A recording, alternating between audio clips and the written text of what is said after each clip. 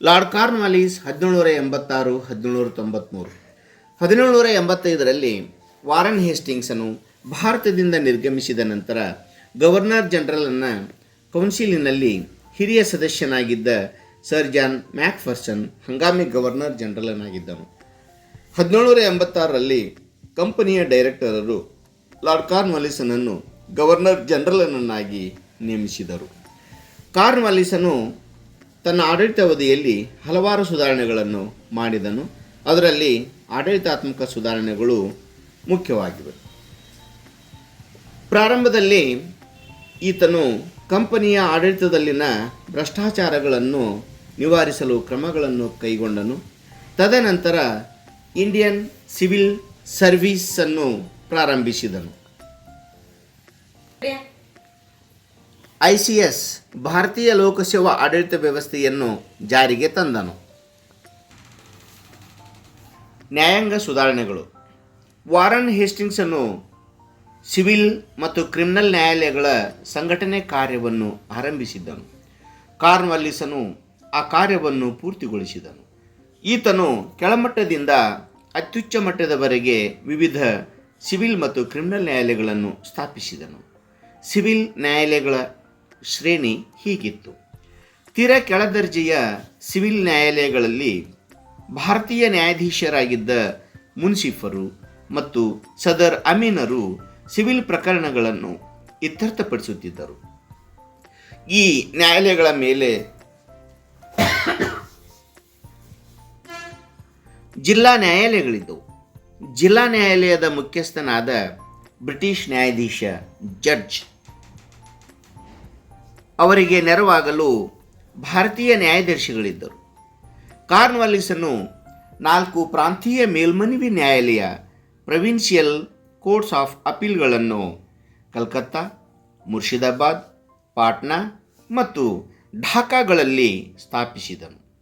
European ನ್ಯಾಯಾಧೀಶರು ಅವುಗಳ ಮುಖ್ಯಸ್ಥರಾಗಿದ್ದು ಅವರ ನೆರವಿಗೆ ಭಾರತೀಯ ನ್ಯಾಯದರ್ಶಿ ಇದ್ದರು. ಪ್ರಾಂತೀಯ ನ್ಯಾಯಾಲಯಗಳು ಜಿಲ್ಲಾ ನ್ಯಾಯಾಲಯಗಳ ತೀರ್ಪುಗಳ ವಿರುದ್ಧ ಮಾಡಲಾದ ಮೇಲ್ಮನವಿ ಅಪೀಲ್ಸ್ಗಳನ್ನು ತೀರ್ಮಾನಿಸುತ್ತಿದ್ದವು. ಈ ಎಲ್ಲ ನ್ಯಾಯಾಲಯಗಳ ಮೇಲೆ ಕಲ್ಕತ್ತಾದಲ್ಲಿ ಸದರ್ ದಿವಾನಿ ಅದಾಲತ್ ಅತ್ಯುಚ್ಚ ಸಿವಿಲ್ ನ್ಯಾಯಾಲಯ ಇತ್ತು. ಇದು ಅತ್ಯುಚ್ಚ ಮೇಲ್ಮನವಿಗಳ ನ್ಯಾಯಾಲಯವಾಗಿತ್ತು. ನ್ಯಾಯಾಲಯದ ಕಾರ್ಯವನ್ನು ಗವರ್ನರ್ ಜನರಲ್ ಮತ್ತು ಆತನ ಕೌನ್ಸಿಲಿನ ಸದಸ್ಯರು ನಿರ್ವಹಿಸುತ್ತಿದ್ದರು. ಕ್ರಿಮಿನಲ್ ನ್ಯಾಯಾಡಳಿತವು ಅಪರಾಧಿಗಳನ್ನು ಪತ್ತೆಹಚ್ಚಿ ಅವರಿಗೆ ತಕ್ಕ ಶಿಕ್ಷೆಗಳನ್ನು ವಿಧಿಸುತ್ತಿತ್ತು. ಕಾರ್ನ್ವಾಲಿಸನು ಸ್ಥಾಪಿಸಿದ್ದ 4 ಪ್ರಾಂತೀಯ ಮೇಲ್ಮನವಿ ನ್ಯಾಯಾಲಯಗಳನ್ನು ಸರ್ಕ್ಯೂಟ್ ಕೋರ್ಟ್ಸ್ ಎಂದು ಕರೆಯಲಾಗುತ್ತಿತ್ತು. ಈ ನ್ಯಾಯಾಲಯಗಳ ನ್ಯಾಯಾಧೀಶರು ತಮ್ಮ ವ್ಯಾಪ್ತಿಯಲ್ಲಿನ ಜಿಲ್ಲೆಗಳಲ್ಲಿ ವರ್ಷಕ್ಕೆ 2 ಬಾರಿ ಸಂಚರಿಸಿ ಕ್ರಿಮಿನಲ್ ಅಪರಾಧದ ಪ್ರಕರಣಗಳನ್ನು ಇತ್ಯರ್ಥಪಡಿಸುತ್ತಿದ್ದರು.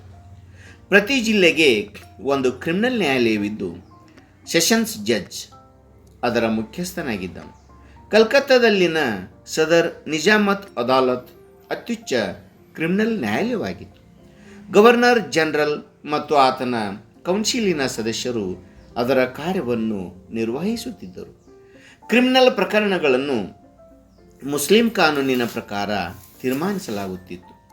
ಕಾರ್ನ್ವಾಲಿಸನು ಅಂಗಚ್ಛೇದ, ಶೂಲಕ್ಕೇರಿಸುವುದು ಮುಂತಾದ ಕ್ರೂರ ಶಿಕ್ಷೆಗಳನ್ನು ರದ್ದುಪಡಿಸಿದನು. ಲಾರ್ಡ್ ಕಾರ್ನ್ವಾಲಿಸನು ಜಿಲ್ಲಾ ಕಲೆಕ್ಟರರು ಹೊಂದಿದ್ದ ನ್ಯಾಯಾಂಗದ ಹಾಗೂ ಮೆಜಿಸ್ಟ್ರಿಯಲ್ ದಂಡ ವಿಧಿಸುವ ಅಧಿಕಾರಗಳನ್ನು ರದ್ದುಪಡಿಸಿದನು. ಕಲೆಕ್ಟರರಿಗೆ ಕಂದಾಯ ಅಂದರೆ ರೆವಿನ್ಯೂ ಆಡಳಿತವನ್ನು ಮಾತ್ರ ವಹಿಸಿಕೊಡಲಾಯಿತು. ಹೀಗೆ ಕಾರ್ನ್ವಾಲಿಸನು ಕಾರ್ಯಾಂಗ ಮತ್ತು ನ್ಯಾಯಾಂಗದ ಅಧಿಕಾರಗಳನ್ನು ಬೇರ್ಪಡಿಸಿದನು. ಹಿಂದೆ ಕಂದಾಯ ವಸೂಲಿಯ ಅಧಿಕಾರದ ಜೊತೆಗೆ ಸಿವಿಲ್ ನ್ಯಾಯ ವಿಚಾರಣೆಯ ಅಧಿಕಾರವನ್ನು ಹೊಂದಿದ್ದ ಕಲೆಕ್ಟರರಿಂದ ಅನೇಕ ಅನ್ಯಾಯಗಳು ಜರುಗುತ್ತಿದ್ದವು. ಅಂತೆಯೇ ಕಾರ್ನ್ವಾಲಿಸನು ಅವರ ನ್ಯಾಯಾಂಗದ ಹಾಗೂ ದಂಡ ವಿಧಿಸುವ ಅಧಿಕಾರಗಳನ್ನು ರದ್ದುಗೊಳಿಸಿದನು.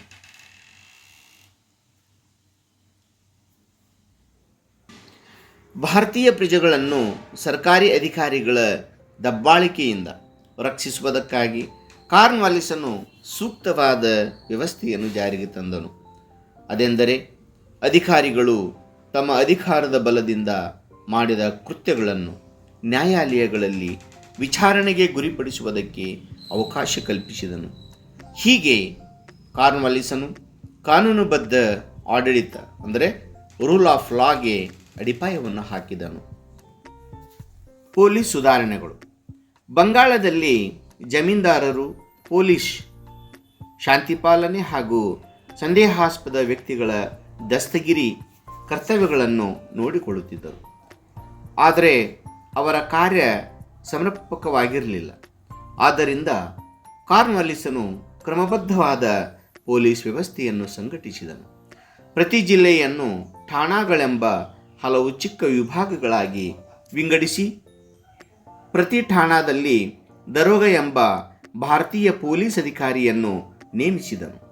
ಈ ಅಧಿಕಾರಿಗಳು ಜಿಲ್ಲಾ ಮ್ಯಾಜಿಸ್ಟ್ರೇಟನ ಮೇಲ್ವಿಚಾರಣೆಗೆ ಒಳಪಟ್ಟಿದ್ದರು. ಹೀಗೆ ಕಾರ್ನ್ವಾಲಿಸನು ಜಮೀನ್ದಾರರ ಶಾಂತಿ ಪಾಲನೆಯ ಹೊಣೆಯನ್ನು ಅಂತ್ಯಗೊಳಿಸಿ ಅವರ ಸೈನಿಕ ಪಡೆಗಳನ್ನು ವಿಸರ್ಜಿಸಿ ಆಧುನಿಕ ಪೊಲೀಸ್ ಪಡೆಯ ತಳಹದಿಯನ್ನು ಹಾಕಿದನು. ಕಾರ್ನ್ವಾಲಿಸ್ ಕೋಡ್ ಕ್ರಿಸ್ತಶಕ 1793ರಲ್ಲಿ ಸರ್ಕಾರದ ಎಲ್ಲ ಇಲಾಖೆಗಳ ಅಧಿಕಾರಿಗಳ ಮಾರ್ಗದರ್ಶನಕ್ಕಾಗಿ ಜಾರ್ಜ್ ಬಾರ್ಲೋ ಎಂಬುವನು ಕಟ್ಟಳೆ ರೆಗ್ಯುಲೇಷನ್ಸ್ ನಿಬಂಧನೆಗಳ ಹೊಸ ಸಂಗ್ರಹ ಕೋಡ್ವನ್ನು ಸಿದ್ಧಪಡಿಸಿದನು. ಈ ನಿಬಂಧನೆಗಳ ಸಂಗ್ರಹವನ್ನು ಕಾರ್ನ್ವಾಲಿಸ್ ಕೋಡ್ ಎಂದು ಕರೆಯಲಾಗಿದೆ. ಇದು ಆಡಳಿತ ವ್ಯವಸ್ಥೆ, ವಿವಿಧ ಅಧಿಕಾರಿಗಳ ಕಾರ್ಯವ್ಯಾಪ್ತಿ, ಅಧಿಕಾರಿಗಳ ವಿಂಗಡಣೆಯ ತತ್ವದ ಮಹತ್ವದ ವಿಷಯಗಳನ್ನು ವಿವರವಾಗಿ ನಿರೂಪಿಸಿತ್ತು. ಕಾರ್ನ್ವಾಲಿಸ್ ಕೋಡ್ ಅಥವಾ ಕೋಡ್ ಆಫ್ ರೆಗ್ಯುಲೇಷನ್ಸ್ ಕಂಪನಿಯ ಆಡಳಿತ ಸೇವೆ ಮತ್ತು ವಾಣಿಜ್ಯ ಸೇವೆ ಕಮರ್ಷಿಯಲ್ ಸರ್ವಿಸ್ಗಳನ್ನು ಸುಸ್ಪಷ್ಟವಾಗಿ ವಿಭಾಗಿಸಿತು. 500 ಪೌಂಡ್ಗಳಿಗಿಂತ ಅಧಿಕ ವಾರ್ಷಿಕ ವೇತನ ಹೊಂದಿರುವ ಎಲ್ಲ ಉನ್ನತ ಹುದ್ದೆಗಳಿಗೆ ಇಂಗ್ಲಿಷರನ್ನೇ ನೇಮಿಸಬೇಕೆಂದು ಕಾರ್ನ್ವಾಲಿಸ್ ಕೋಡ್ನಲ್ಲಿ ವಿಧಿಸಲಾಗಿತ್ತು. ಈ ನೀತಿಯನ್ನು ಸೈನ್ಯ, ಪೊಲೀಸ್ ಇಲಾಖೆ, ನ್ಯಾಯಾಂಗ, ಎಂಜಿನಿಯರಿಂಗ್ ಮುಂತಾದ ಸರ್ಕಾರದ ಎಲ್ಲ ಶಾಖೆಗಳಿಗೂ ಅನ್ವಯಿಸಲಾಗಿತ್ತು. ಕಾರ್ನ್ವಾಲಿಸನು ಭಾರತೀಯರನ್ನು ಎಲ್ಲ ಉನ್ನತ ಹುದ್ದೆಗಳಿಂದ ದೂರವಿಟ್ಟಿದ್ದನು. ಇದು ಆತನ ಸುಧಾರಣೆಗಳ ಗಂಭೀರ ದೋಷವಾಗಿತ್ತು. ಭಾರತೀಯರಿಗೆ ಕೆಳಗಿನ ಹುದ್ದೆಗಳನ್ನು ಮಾತ್ರ ಕೊಡಲಾಗಿತ್ತು. ಇದರಿಂದಾಗಿ ಭಾರತೀಯರ ಆತ್ಮಗೌರವಕ್ಕೆ ಧಕ್ಕೆ ತಗಲಿತಲ್ಲದೆ ಅವರ ಪರಿಪೂರ್ಣ ವಿಕಾಸಕ್ಕೆ ಅವಕಾಶವಿಲ್ಲದಂತಾಯಿತು.